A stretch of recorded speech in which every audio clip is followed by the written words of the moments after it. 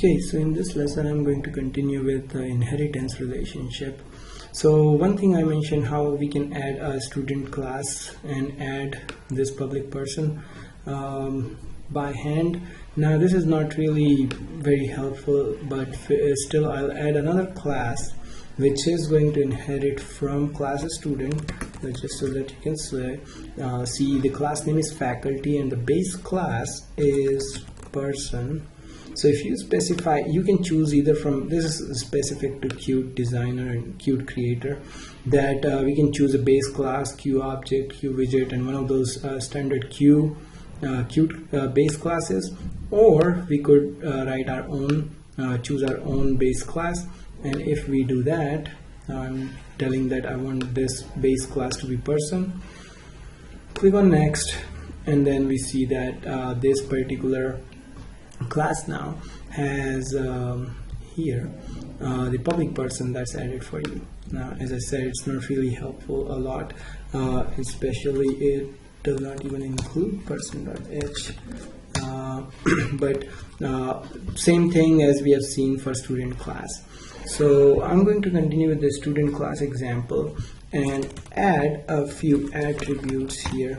So let's add a student attribute for GPA, as I said. So we'll add double GPA and a string for major. So there are two attributes, and because instance variables should have a trailing underscore, we add GPA and a major as an attribute. Okay, so now of course we would need public accessors for GPA. So this would return a double GPA, and we will put a const here. So accessor for GPA, and same thing, double major const accessor for major. Now these comments are of course not very helpful here, but just so that we get used to writing something instead of nothing, we will add a definition and we will return GPA, and then also we add the definition for major and return major. I'm not deliberately adding mutator methods. We will add them as we need them. Right now it's okay. So at least we have accessor methods for student and GPA and major. So in main.cpp we can have cout student.gpa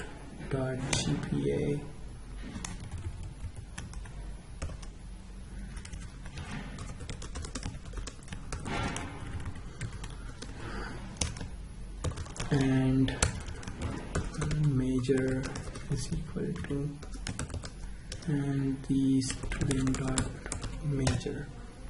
Okay, so this is just some basic idea. Also remember, whenever we add instance variables to a class, we also have to see, do we have existing constructors, which we do have. In this case we have only one, the default constructor. So we need to make sure that we initialize the instance variables. So the purpose of the constructor is to initialize all the instance variables. So we need to make sure we are following the basic ideas, that we are initializing the instance variables in the constructor. Since we added two of those, I will use initialization list because that's a good habit to get used to. So GPA will be 0, and then I will have major, and we will just say CPE is the major. Okay, and then now the drawback is, now you notice probably this, that to be able, if I run this code, you will see things happening as we have seen before. Sorry, this has to be string, and that means in the student.h also. Okay, something is not right here. Sorry, so string. Okay, so now when I run this code, it works as we expect. The person class default constructor is called student class constructor person. This is coming from the print method that we created in the base class, the person class. It knows there is an ID and the name, but it doesn't know about the student class also has a GPA and major, and I'll fix this typo in a second. But we know that now for printing this information for GPA and major, which is specific to the derived class, to the subclass student, we have GPA and major, which the base class doesn't know. So how do we fix this information? We don't want to always do this. When we print information, then we go back and then we add extra information that's specific to the the derived class or the child class. So now usually what we would like ideally is that a student class has its own print method. So let's say if we have a student.h, we add void print const. So now notice that this method is there in the base class also, and now we are overriding that method so that student class has its own print method. And I'm going to add definition here. Now we notice that the person class has a print method and it's already doing something, which is printing the ID and name. Now we could repeat this code in the student class and try to print everything, which is the ID, name and GPA and major in the class, the print function of the student class. Or we could follow the principle of don't repeat yourself and do something different, that is use the code from the base class and add our own code. And that's what we are going to do right now. Now I can add some information. I'm not going to type this, I'm going to copy. We can print the GPA, and since GPA, now this method is within the class, we don't need to call the accessor method, we can just do this. So now this will print the GPA and major of the student as well. So let's see here, it's not perfect yet, so I'm going to comment this out and then run this code. Now interesting thing you see is this, since we wrote only in the print function of the student class, first thing to note is when we call a student.print, the print function of the student class is called and it's printing GPA and major. And so that's one thing. But now we are not getting the print function of the base class, that's the person class. What do we do that with that? So first we want to do in the student's print function, we want to call the base class's print function first so that we get the basic information, the ID and name printed, and then we will add the GPA and major. So pay attention to this. For calling the base class constructor, this is what we need to do. We write person, the name of the base class, colon, because that's colon is called the scope resolution operator, and that's telling that I want to call a method from a specific class, which is the base class in this case, and print. So this line 23, calling print method of base class. Okay, so now this person colon print calls the print method of base class, and then it which prints the basic information about the person, which is the ID and the name, and then it's also called, I'll also add student here so we will know that this is from the student class. Okay, and now in main the only thing we have to do is call student.print, which in turn calls the person.print and then adds this information. So now when we run this code, you can see that we see both person information and student information, both of these coming. Okay, now another thing which is worth mentioning here is, although we have person class has name and ID, and student, we haven't defined them here, student inherits the name and ID from the base class, but since they are private in the base class, student class doesn't have access to the name and ID of the person. So let's say, for example, if I add a method which is saying that I want to this just I'm making up, well, let's do this because this might be helpful also. We will create another constructor which will take an ID, a string name, and then a double GPA and a string major. So we want to initialize all the values for all the instance variables for the student, the two derived attributes, and these two are the attributes that we added to the student class. So I will use this for multiple introducing multiple concepts here. Now, so first thing we could do is we could add, we know that GPA we can initialize like this, and major we could initialize like this. So and I'll also add this code here so that we know that student class 4 argument constructor is called. Okay. Now, interesting thing is that this will compile fine, no problem. However, we are also passing the ID and name for the student, but we are not initializing them. Let's try to initialize them here. So we would expect that we will say this, and you can see that this ID is recognized here because ID is inherited from the person class, and this ID in the parenthesis is the parameter ID, also the name. So the code looks fine, but when I compile, I'll get a syntax error, and that's not because the syntax is wrong, but the problem is of the scope. And you can see here on line 18 it says person : ID is private within this context, and class student does not have any field name ID.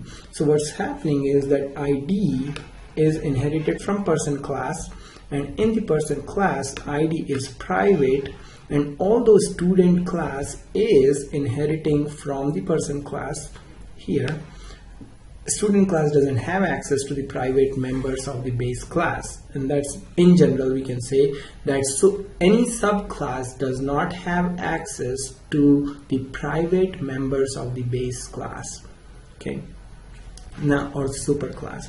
So what do we do now? We have two ways that we can fix this problem. One is specific to inheritance and one which works in general. Okay, so let me introduce first the general solution. The general solution is, we will have an even better idea, we will see later, but for now I just want to show you the basic thing here.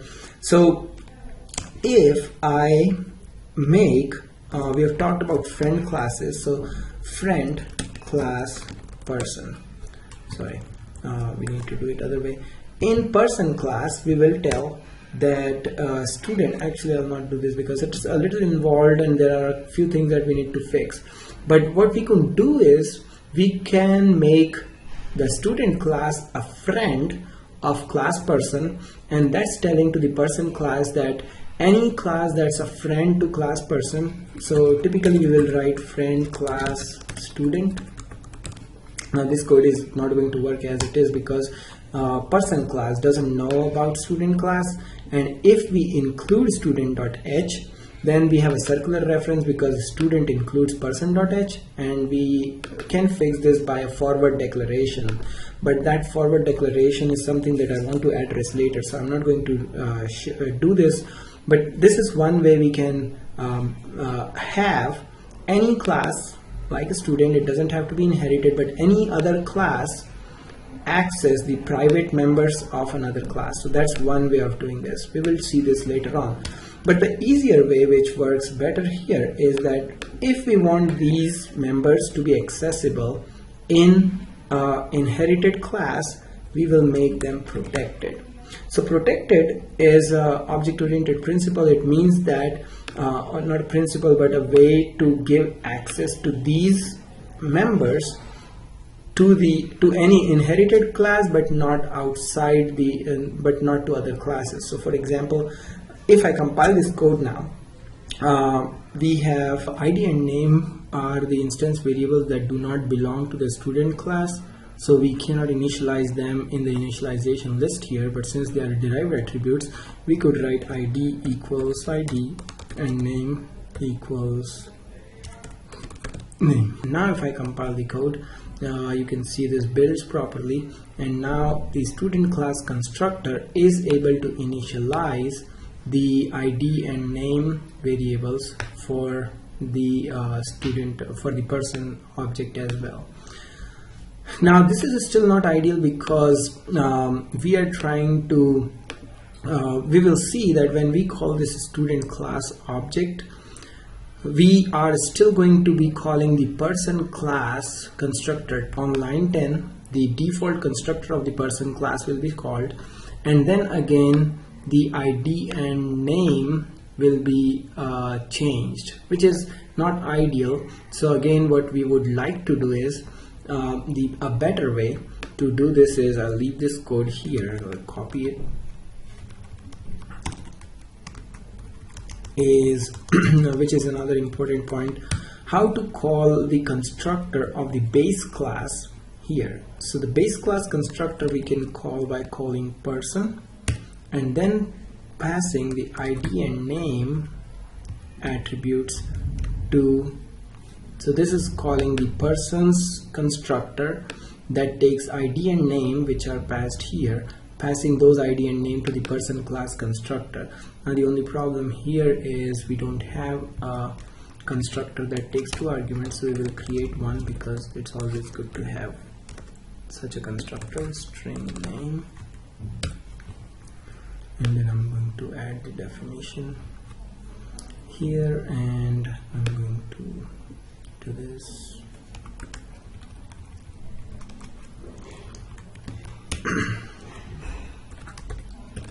So, colon, comma, name. So this is, you probably got used to this one. We got 2 parameters, ID and name. We are using those to initialize the instance variable in the initialization list, and I will call this as person class to our constructor called, and this will also, I'll change to person class our constructor. Okay, so when I build this code, there are some warnings. For now I will skip those because this is about the order, but you can see here now the person class default constructor is called, actually, because we didn't change main. So now let me show this in action in main.cpp. Instead of calling the default constructor, I'm going to call the constructor that takes 4 arguments, and in student class, let's see. Okay, student class, we have ID and name, Bob, GPA 4.0, he's a very smart student, and then the major is, of course, he has to be a CPE to be that smart. So now when I compile this code, it builds. When I run this, you can see that the person class to our constructor is called. Let me go to the student.cpp so you can see this here in action. So on line 19, we are calling the person class to argument constructor and passing the ID and name that initialize the ID to 1 ID and name using these parameters. And then we see the output from line 22, which is a student class 4 argument constructor called. And the print function, as we saw earlier, print function from student class is going to call persons print, and then it is going to print the GPA and major, which we see here. So we see persons ID equals 1, name equals Bob, student GPA 4, major CPE. So looks like everything is working fine as we expected, and we'll talk more about more later. Thank you.